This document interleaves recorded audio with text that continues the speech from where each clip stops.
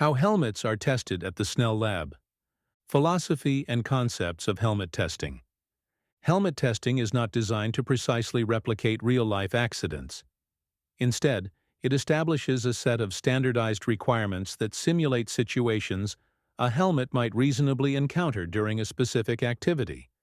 These tests must be repeatable, measurable, and cover a fixed range of impact scenarios. At this stage, helmet testing does not account for the response of the neck or body during a crash. Instead, it strictly evaluates how a helmet protects the wearer's brain. At Snell, we believe that as technology advances, helmet design and manufacturing should evolve accordingly. The Snell Foundation operates one of the world's most advanced and active helmet testing facilities. Our California laboratory is among the few in the United States accredited to ISO 17025 by the American Association for Laboratory Accreditation, A2LA. Before a helmet can be Snell certified, it must pass a series of rigorous tests in our state-of-the-art facility. Snell technicians assess its protective performance and retention ability under various environmental conditions, including ambient room temperature, wet, hot, and cold settings. Depending on the helmet's intended application and the relevant Snell standard, it must pass all or some of the following tests. Impact test. This test measures how well a helmet absorbs impact energy. The helmet is placed on a metal head form and dropped in a guided fall onto various steel anvils, simulating different impact surfaces: flat, hemisphere, curbstone, roll bar, edge, and horseshoe. The head form is fitted with an accelerometer to measure the force, in gravitational units, or G. Each Snell standard specifies a unique impact energy level based on drop height and mass. If the peak acceleration transmitted to the head form exceeds a threshold value, typically 240 to 300 G, depending on the test type, the helmet is rejected. Oblique impact test. This is a test requirement for motorcycling helmets. In addition to the 5 to 7 identical helmet samples for certification testing in previous Snell motorcycle helmet standards, M2025D and M2025R require 2 more helmet samples for oblique impact testing. Each of the 2 extra helmets will be mounted onto a wireless test head form for 3 oblique impacts at 8 meters per second onto a 45-degree sloped steel anvil. Inside the oblique impact test head form, there are 3 accelerometers and 3 gyros to collect data to evaluate rotational forces transmitted to the test head form. The rotational acceleration criteria should not exceed 10,000 radians per second, tougher than the ECE 22.06 standard. Positional stability, roll-off, test. This test ensures that a helmet remains securely on the wearer's head during an impact. A head form is mounted at a 135-degree downward angle, and the helmet is placed on it with straps and buckles adjusted for a secure fit. A wire rope is hooked to the rear edge of the helmet and guided over the top, with a 4-kilogram weight resting on a mechanical stop at the free end.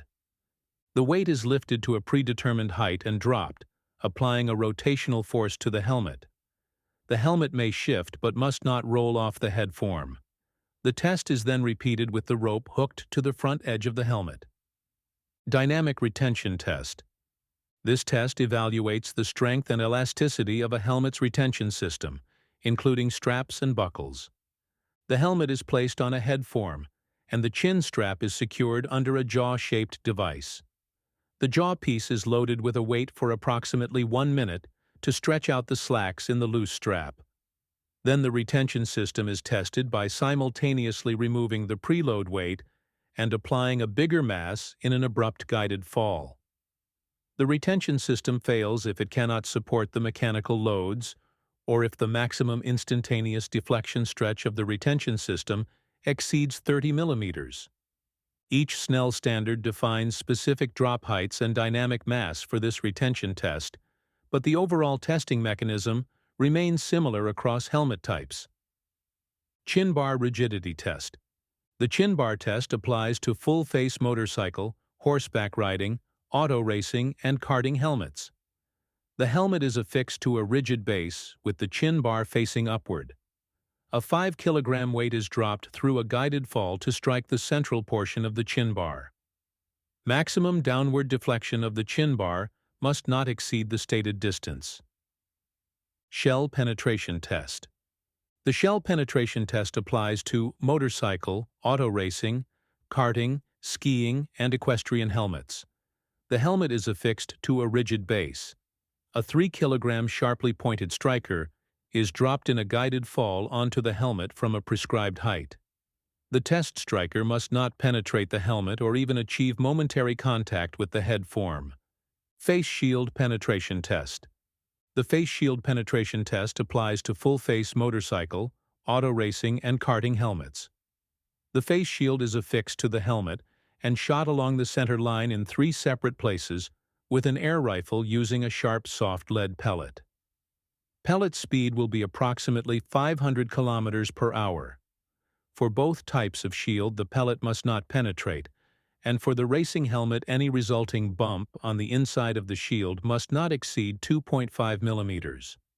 Flame resistance test. The flame resistance test applies to auto racing helmets only. The test is conducted using a propane flame of approximately 790 degrees centigrade.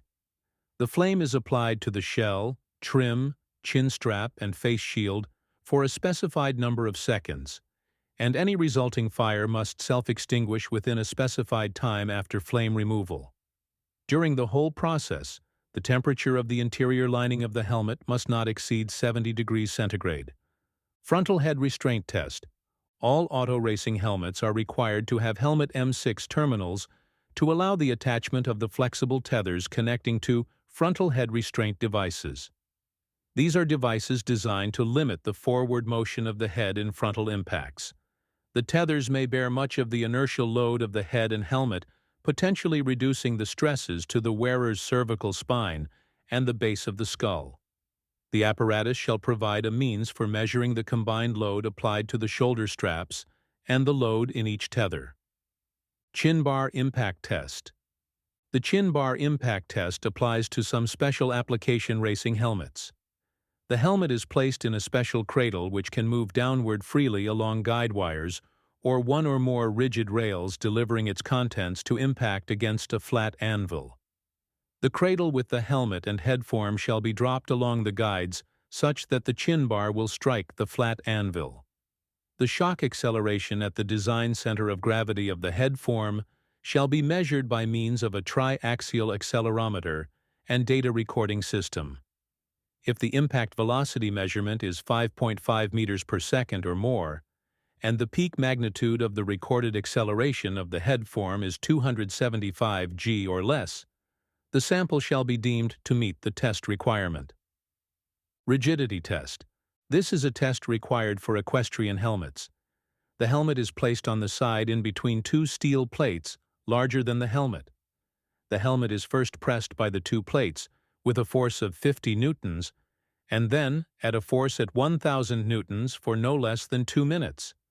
If the extension measurements of the 2 presses exceed 30 millimeters, the helmet is rejected. Conclusion. These tests form various Snell's certification and random sample testing requirements. They ensure that helmets meet the highest safety standards before reaching consumers. To see video demonstrations of these tests, please visit the Snell website. For more information on how the Snell Foundation started, how a helmet becomes Snell certified, how to select the right helmet, please listen to our podcast series on these topics.